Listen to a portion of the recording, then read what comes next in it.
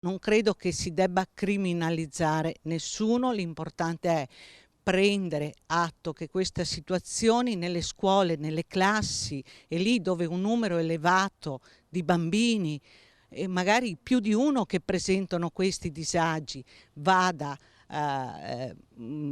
preso in esame attraverso appunto l'aiuto anche e il supporto anche con qualche risorsa in più. Secondo la CGIL bisognerebbe partire da questo per evitare che si verifichino ancora episodi come quello avvenuto in una scuola elementare del Veneziano, in cui una bambina ha colpito la maestra facendole perdere l'equilibrio e provocandole una lesione al ginocchio che l'ha costretta a recarsi al pronto soccorso. Ora è a casa con una prognosi di alcuni giorni. Un episodio che si inserisce nel contesto già difficile di una classe dove da tempo i genitori si lamentano dei problemi comportamentali di questa alunna, che avrebbe improvvisi scatti di ira e violenza verbale e fisica. Le maestre hanno addirittura dovuto far sparire le forbici per evitare pericoli. I genitori avevano chiesto alla dirigente scolastica un intervento, cosa che lei sostiene di aver fatto, mettendo in campo ogni risorsa a disposizione, stravolgendo gli orari delle classi per assegnare dove possibile un insegnante ad hoc alla bambina.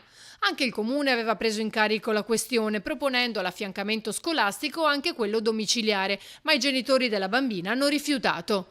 L'episodio non fa che evidenziare una situazione di disagio da più punti di vista e che è andata peggiorando sicuramente dopo la pandemia. Abbiamo fatto ieri un incontro con l'USR riguardo gli organici e avremo moltissimi posti in deroga per quel che riguarda il sostegno e soprattutto abbiamo moltissimi insegnanti che non sono specializzati per affrontare problemi di così grande portata. Ritengo che rivedere il numero degli alunni per classe, ieri abbiamo discusso anche di questo, possa essere attraverso gli organici un aiuto in più.